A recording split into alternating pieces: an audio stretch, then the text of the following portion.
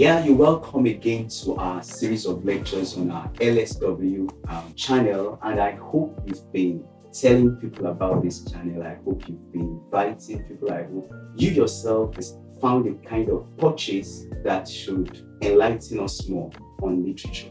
Today we want to look at a very crucial theory which either consciously or unconsciously has informed how people have been looking at literature and how to dissect it. And I'm talking about the formalist theory, popularly called formalism. When we talk about formalism, we are talking about a theory that looks at, if you like, literature as a body form. Body form in the sense that we can talk about literature as a kind of architecture, a kind of known building that you can tell us the elements that bring it together. So that formalism is a theory that looks at literature as an aesthetic phenomenon and looks at what matters most in literature as its form. In other words, formalism privileges a notion of literature as being literary only because of its formal vectors, its formal principles, its formal issues.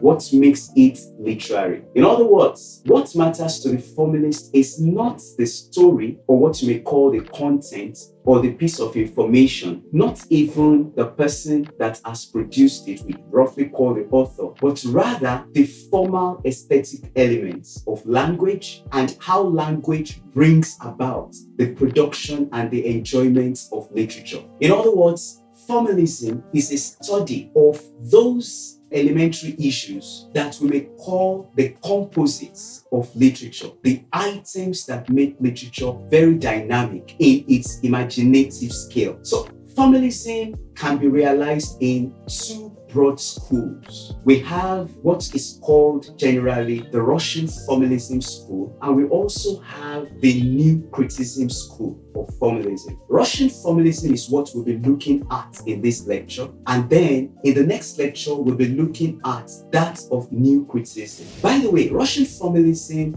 started as a Russian contribution to literary criticism, and when it started as a formation in 1916, courtesy of a particular body, or you may call it a particular club called Projects, well, I might not be very accurate in the pronunciation, you discover that the initial assumption of the theorist was to look at literature, especially from its own dynamics of language formation. Literature was seen as a language phenomenon, a linguistic interplay of elements. And therefore, what mattered to the Russian formalists was the fact that literature is always distinct when it comes within the arena of language. And you'll always know literature differently from other linguistic phenomena like journalism, for example, a textbook of history, or from something that has to do with biology or math and so on and so forth. That the moment you meet literature, you know this is literature. By extension, what makes us appreciate literature is not the content, because the same content can be found in, let's say, a journalistic reportage. For example, you want to talk about what happened today, and a journalist can reproduce that. But when literature does the same thing, let's say in poetry, there is something about its language that draws your attention, that distinguishes it, that makes it quite apart from how language operates in other discourses. And that is what takes the attention of the Russian formalists. I dare say that formalism within the Russian conception of that theory was seen as a kind of poetic science, a science by which we look at language in literature, okay, from a wholly disciplined angle of criticism that applies the scientific tools of linguistics. And by extension, literature was put on the plane of dissection as a linguistic form, and therefore the interaction and the interactiveness of elements of information, of education, of entertainment, of philosophy, of all kinds of dissemination were seen as things that were unique because of the language of literature. Actually, when it was starting out, it was looking at poetry as a very important form to be looked at, and therefore Russian formalism began a kind of projection of a field called poetics. By the way, I will need to tell us some active arrowheads of Russian formalism who are very important to our conception of this theory as we move on. Very importantly, we have a man called Victor Shklovsky. We're going to be looking at a number of his contributions very, very soon in Russian formalism. We also have another critic called Boris Eichenbaum. And then we have another called Yuri Tinyanov. Definitely other Russian formalists included figures like Vladimir Prop, who was investigating the phenomenon of folk tales through Russian formalist paradigms. And then you have a very important critic called Roman Jakobson. Although Roman Jakobson happened to be one of the founders of what was called the Moscow Linguistic Circle, that one was formed in 1914, and they had a lot of contributions upon the gestation, the development of Russian formalism. Now we come out to tell us some very important elements that constitute literature from the view of Russian formalism. And I must say that in this context, the figure of Victor Shklovsky is very, very significant. Victor Shklovsky happens to be one of the basic protagonists of this theory. And in a particular study he made, in which he was talking about the art of device, Victor Shklovsky began to give a kind of element that informed the study of a formalist injection and a formalist appraisal of literature. Get it very clear that the very important genre of literature that the Russian formalists actually started with to engage the idea of the linguistic assumption of literature as what is very important to read was poetry. Poetry to a Russian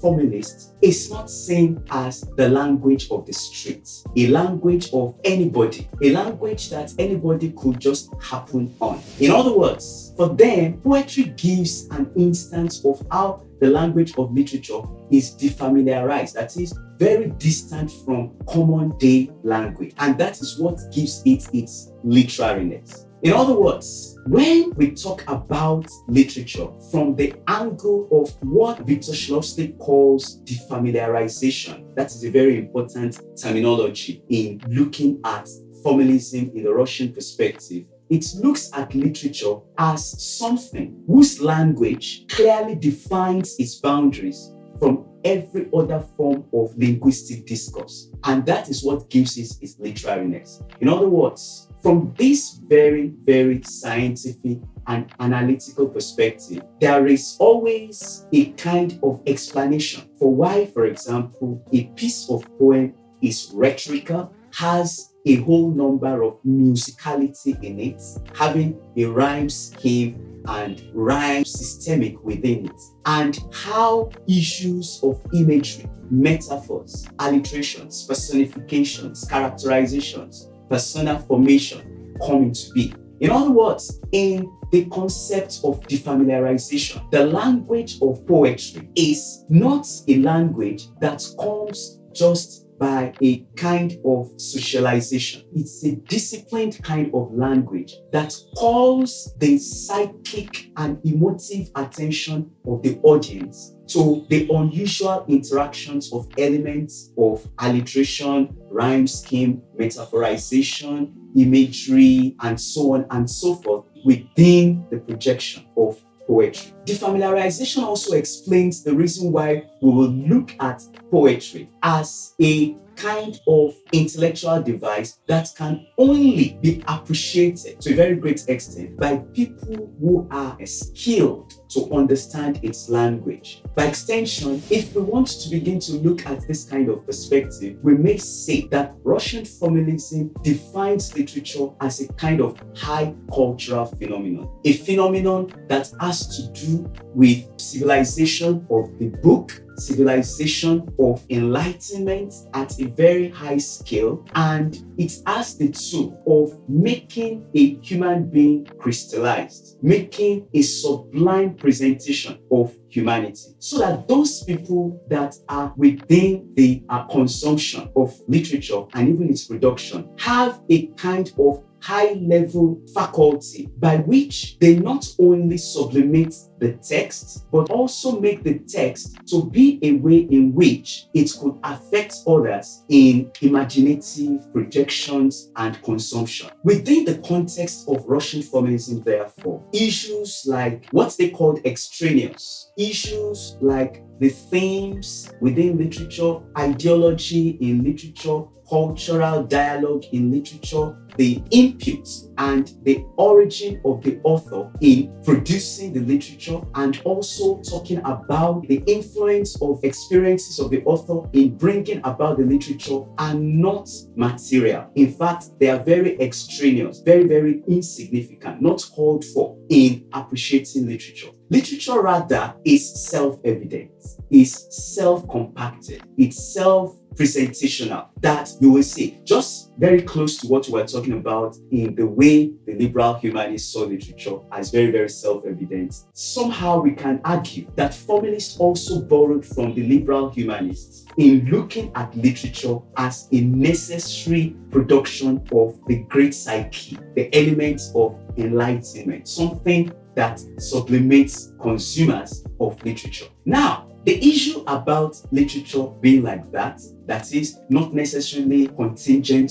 on history, on culture, the idea of the author, or the feelings or the personal interpretations or meaning making of the audience. It's also something we can relate to a kind of literary history. The Russian formalists were actually, in the beginning of the 20th century, were actually put off by the practice of criticism of literature in Russia as at that time. It was a particular device by many theorists and critics to look at the meaning of literature from political dimensions to psychological dynamics to what was generally seen as a romantic evaluation of literature, looking at literature as a natural cause effect of the relationship of society and history and psychology and the author to what we consume as literary effectiveness. They felt that this was taking literature away from its basics, the basics of its artistry, its imaginativeness, its rhetorical power on the audience, by extension, a form of way of ennobling man, just like what the liberal humanists were saying, so to speak, taking literature away from that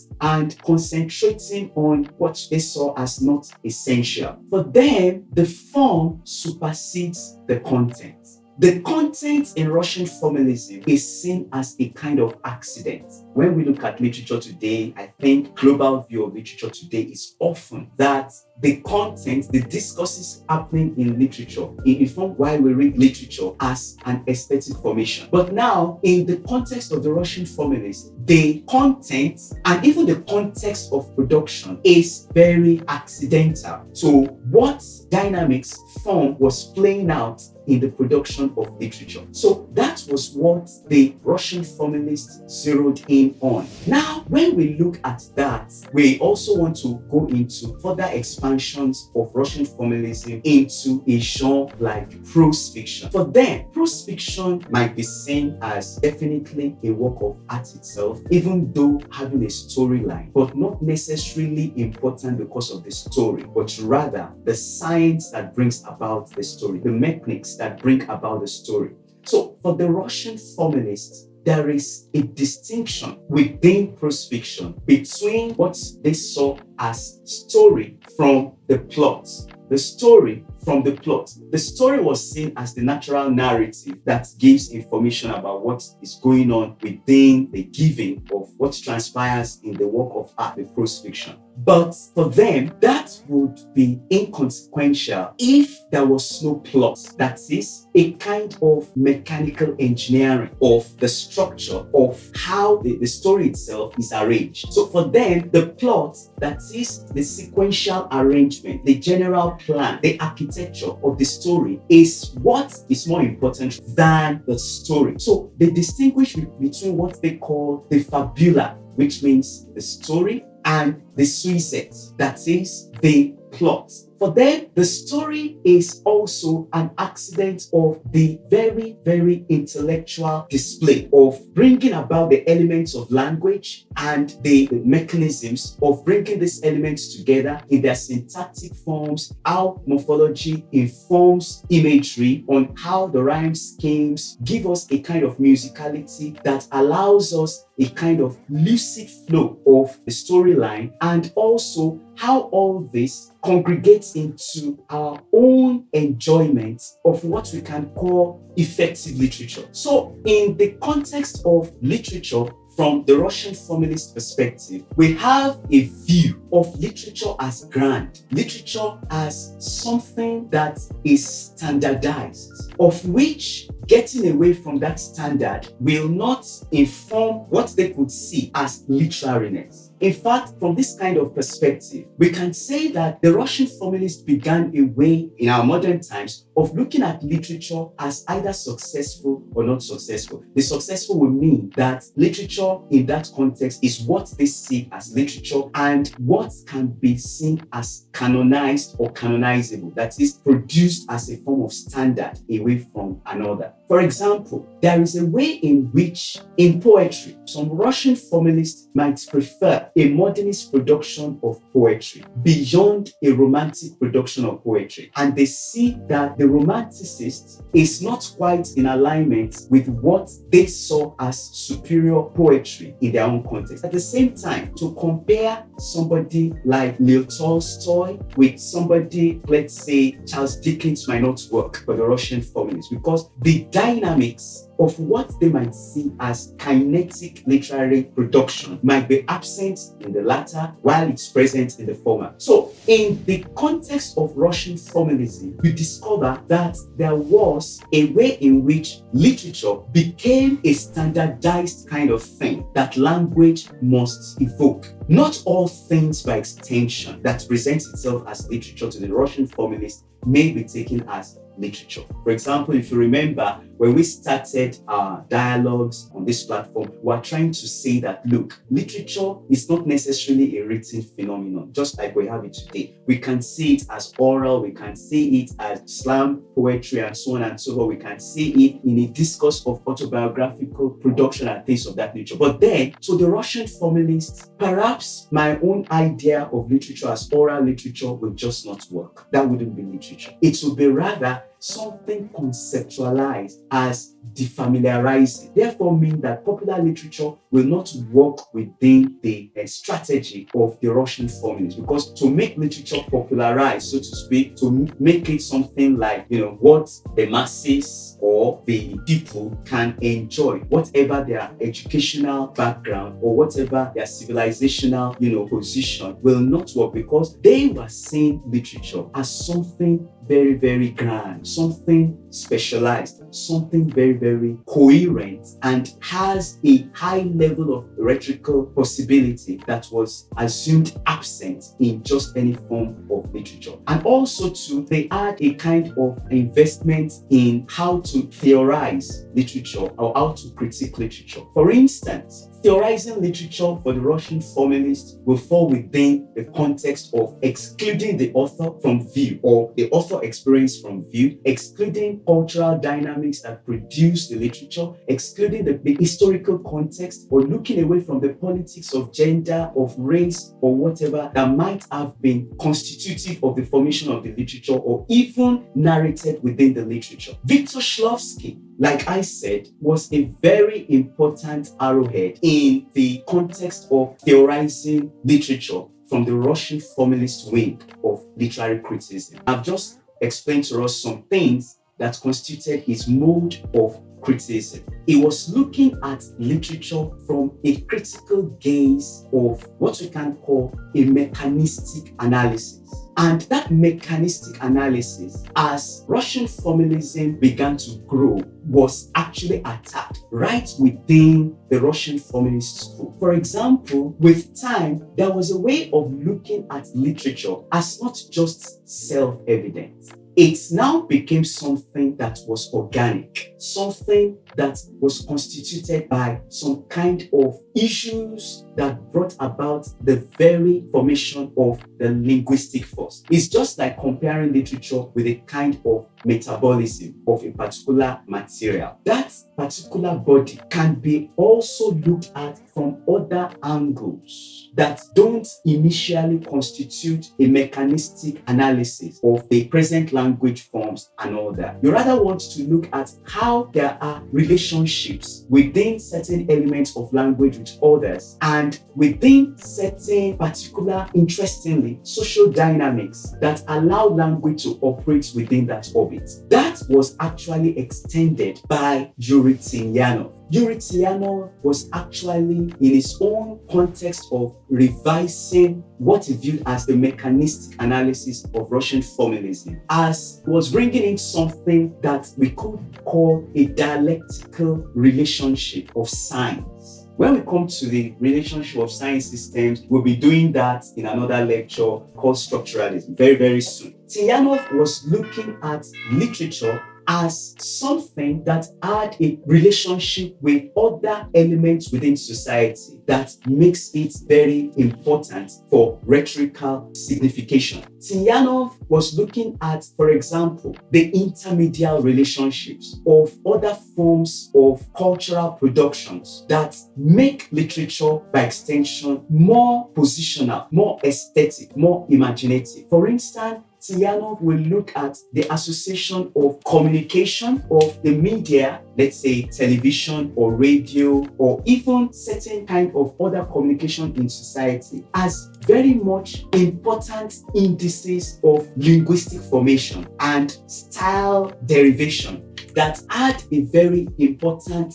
association with how the form of literature worked. In other words, the initial antagonisms that Russian formalism was having against elements like society or culture and the like, what you can call the extraneous elements of literature, were by extension getting either consciously or unconsciously acknowledged within the dynamism of the production of literature. And it also signifies a moment in which literature began to be allowed to project the fact that it was very much a cultural matter that must be seen as culturally reliable and meaningful the moment it interacts with this other media within society. So within Russian formalism, however, there was something always constant: the form. And that was why even up to the moment Tinyanov was talking about the dialectics of relationships of other forms of media in bringing about fantastic representation of aesthetics in literature, there was still the excising, the cutting off of the author, or the cutting off of what the audience had to do with the final production of literature. We will be looking at this element when we expand it into a comparison with the new criticism school of the Anglo-Americans, which started in the 1940s and began to have a kind of dominance in the conception of literature in the West, and to a very great extent circulating all over the globe until the 1970s. Just stay tuned for the next one. Please don't forget, like this. If you have loved this lecture, like it, subscribe for it, share it, continue with it. Thank you.